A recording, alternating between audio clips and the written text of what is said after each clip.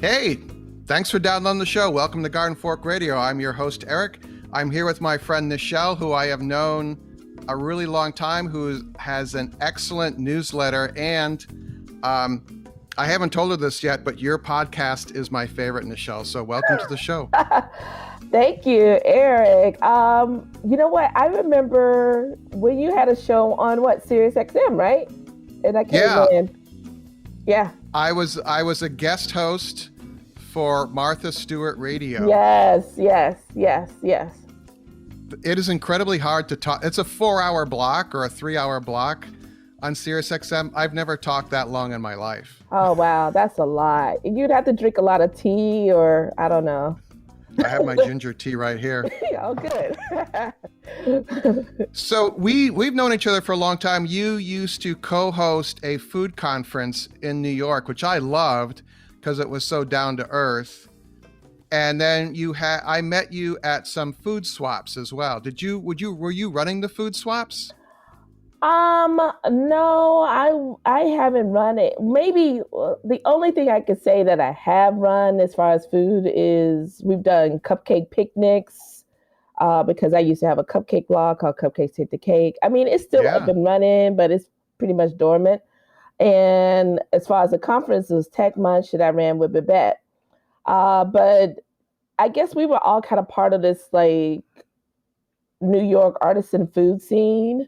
Yeah. And that was a combination of whether or not you were a food blogger, did food photography, actually a food maker, because it was all blended. It wasn't like now I feel like in a way now more people are a little bit more segmented and the word influencer comes out a lot. But just before all of that, if you were interested in food and wanted to know about food, I think people kind of ran in the same circles. So I get your newsletter and your podcast, and I think your podcast is what podcast should really be. From what I can tell, it's literally you picking up your phone, talking into your phone about probably some bullet points you wrote down, and then you hit send. Yeah, that's it mostly. Yeah, I normally have a couple of ideas. I didn't want to be the podcast to be a recap of the newsletter, and also I don't do the podcast as much as the newsletter. I'm working on that.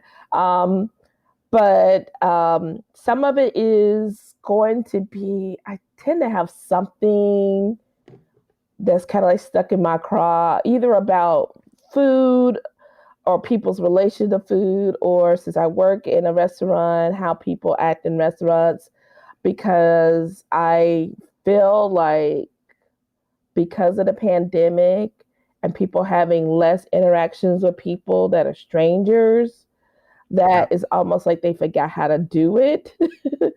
And it's really interesting.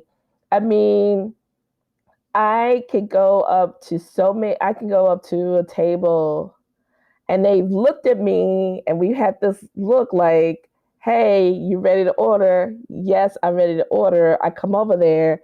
So you ready to order? And they say yes. And they don't say anything else. They wait for me to start again. And I'm like, but you have to do that part. It happens so often. I don't understand it. I want to talk about how you make the podcast, but since we're talking about the food service thing, on one of your podcasts, you did say when you come up and you're like, "Are you ready?" Order, and people say, "Oh, I don't know what to get." And I think I'm paraphrasing here, but they ask you, "What should I get?" And there seemed to be some pushback from you about that, about people should know what they want. But am I right in that? Yes, I mean, I do understand. I mean, it's not like I never asked. I eat out not that often, but I eat out enough to ask those questions too. But one reason why, for where I work, it has been encouraged to not prescribe, is to kind of help people decide. So I say, what's your favorite protein? Are you hungry? You want something more hearty? So it can be a conversation. And then sometimes that doesn't even help. And then they'll, if they ask the question, what's the most popular thing? And I'll tell them the most popular thing. And then they say, no, I don't want that. So sometimes it just ends up being, I'm not at a fine dining restaurant. So the other issue is I don't have that much time to go do this back and forth with them. Right. So I'm hoping that it's better when they give me two. I'll start saying things like, if you say, I'm choosing between three, I said, well, we're going to knock out one of them, because it's a paradox of choice. Like, I don't know. I learned that in college, like decisions with three, don't do it. Like, I just try to knock out one of them. And usually it's easy to knock out one because they're choosing between like something that's fried, something that's grilled, or something that's cold, like a salad. I said, well, if you're looking for something hot, and then they say yes, I said, well, we'll knock out the salad then. It's like, Hello. It's like a decision tree when it comes to ordering. I am so surprised that it seems to be so hard for people, but when I go to a restaurant, I try and be as nice as I can to the people that work there, mainly because I just like to be nice to people, but also they're touching my food. Yeah.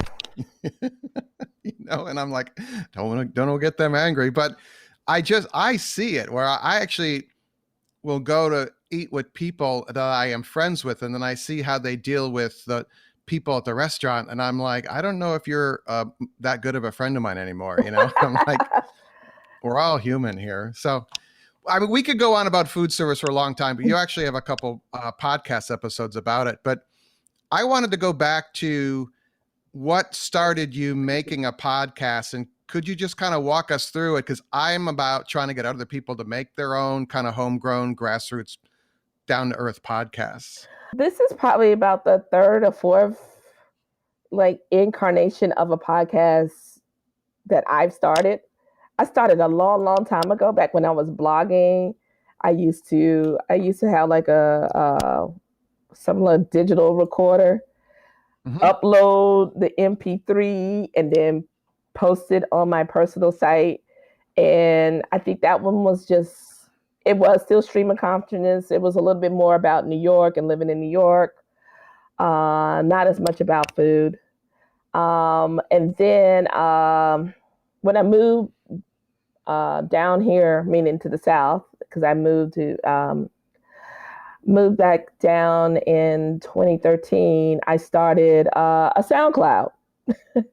And I tried doing that, and I didn't have a real idea. I think I did some Mad Men recaps and some other TV show recaps, and I was like, other people are doing that, and I just stopped.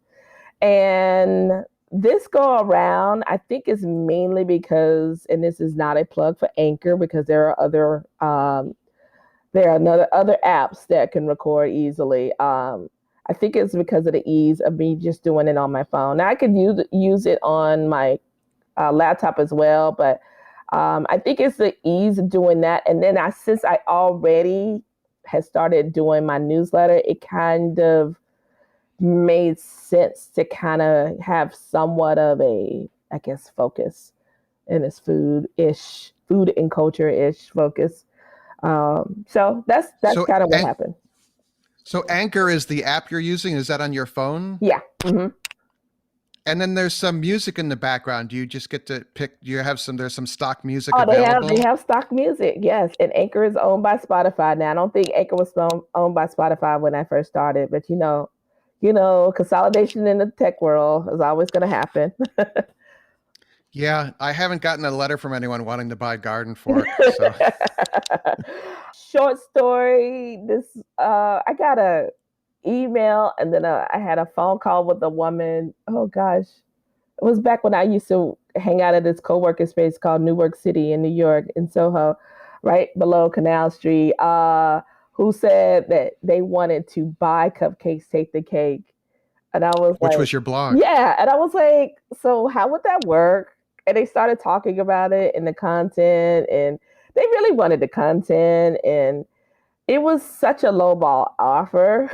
And I was like, also, I think I was a little bit more aspirational, like because Yeah. I think we had already been on Martha Stewart, and we wanted to do a book, so I was like, I'll pass. Uh, and the newsletter, you use a platform called Substack. Yeah. Is that free up to a certain number of subscribers, or how does that work? Substack is free. I don't know if it is up to. I think it doesn't matter how many subscribers. I think what they would encourage you to do is if you have a lot of subscribers, is for you to charge. So a lot Right. of people, Substack is almost like the new WordPress. A lot of food bloggers and writers are starting Substacks and they're charging.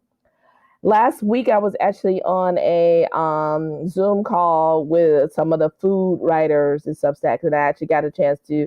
Um, one of the people was Ann Byrne, she's the author of like so many cookbooks. She's like known as the cake mix doctor, and I wrote about Oh, her on Cupcakes Hit the Cake.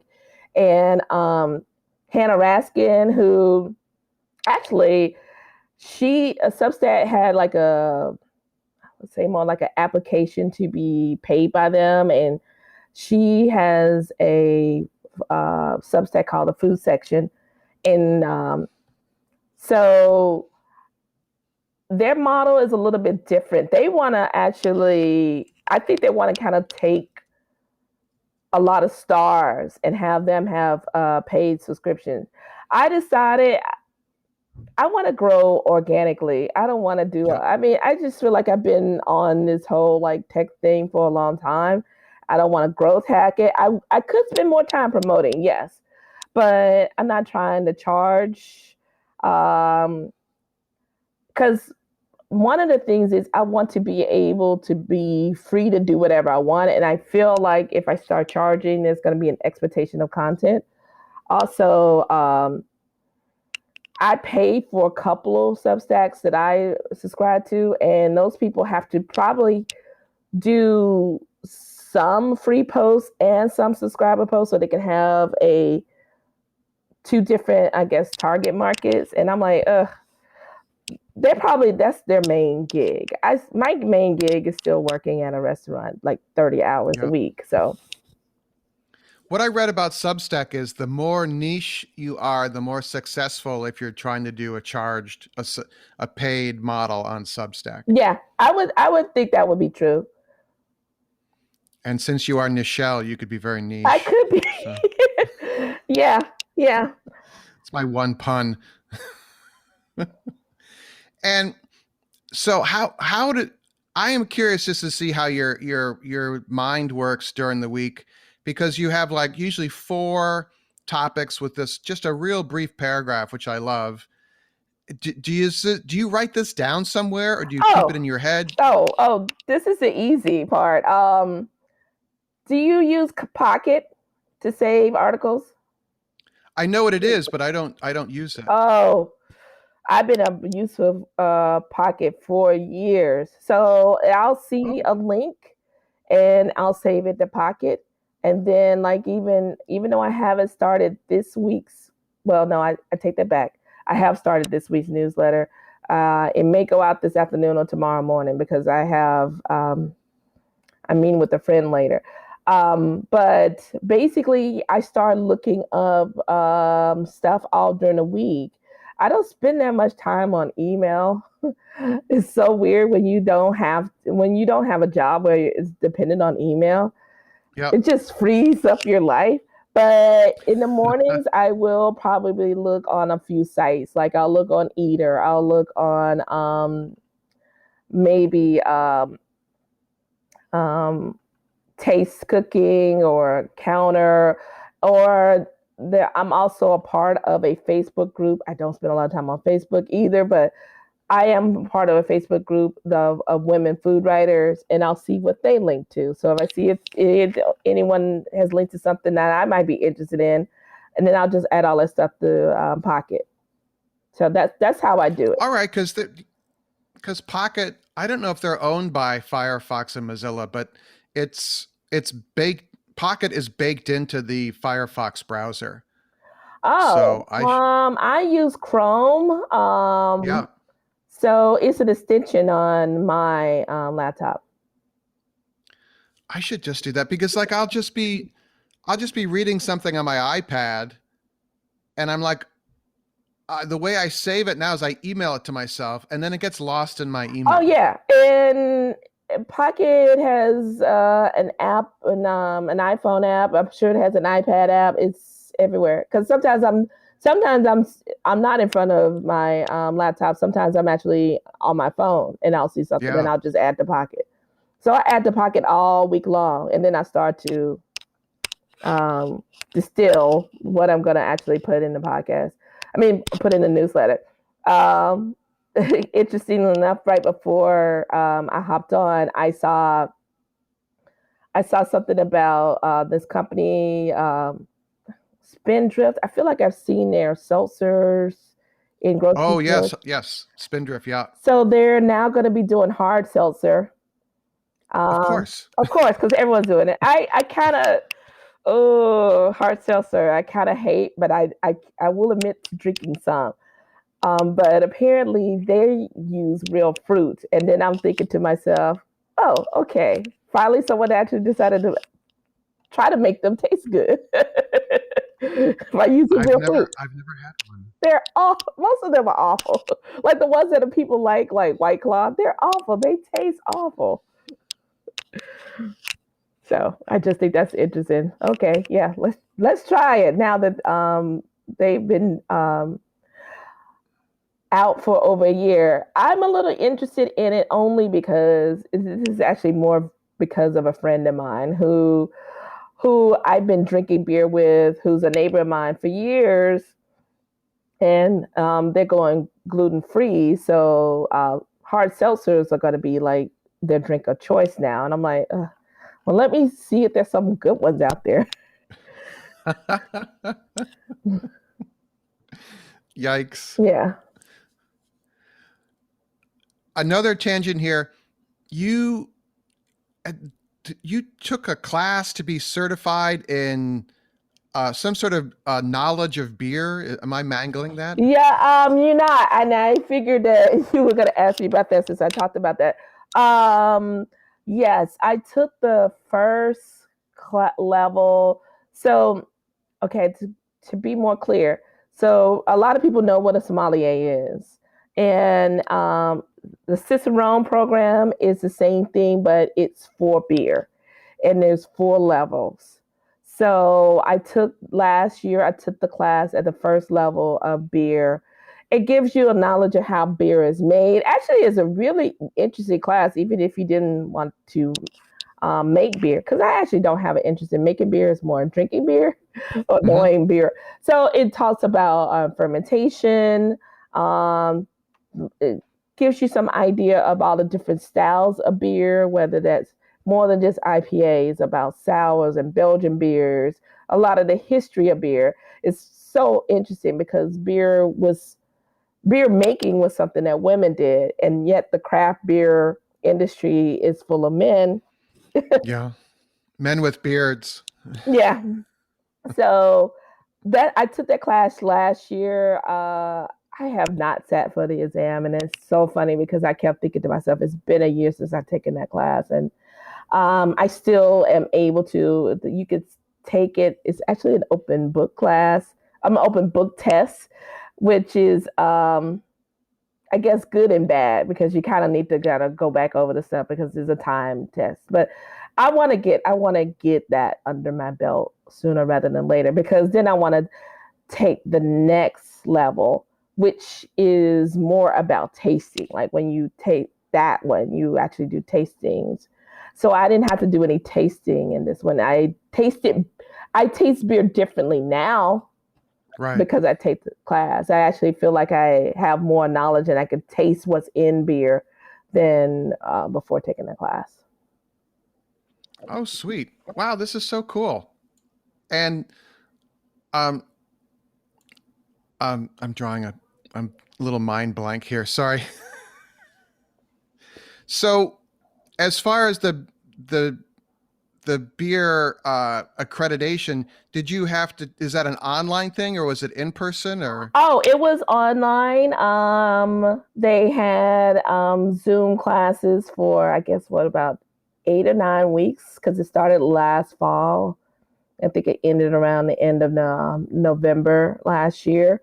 Um, and it also was targeted toward women of color. That particular, it was like a cohort, like how tech is Yep. cohorts. So the woman who started it, she works at a brewery in North Carolina. And she found some other women around the world. So sometimes we had mentors that come and speak. They were out of Canada, sometimes even Australia, which I don't know how they manage the time difference, because the classes were around, I think around, the time was either 6 or 7 p.m. on a Thursday, Wow. which I can't do now because back last year, even though I was working at the restaurant, our hours was so much less. Yep. So I didn't have a problem with it, but now I work Thursday, Friday, Saturday, Sunday, and I close on Thursday. So, or I work late enough that I couldn't have made those classes then. So it's really because of the timing and COVID that I was able to even take that class. Oh, cool. I love that. There's a microbrewery down the street. I've brewed beer before. I have some videos about brewing and bottling beer and hard cider and that, but the tasting part, I think I would like more. I think I'd like to learn that, be a little better about that. So cool. So Nichelle and I are going to stick around for the after show here, but Nichelle, is there any more thoughts for our audience you wanted to share before I'm going to ask you a question about persimmons in the after show. I guess, this is the time of the year that cooking is afoot.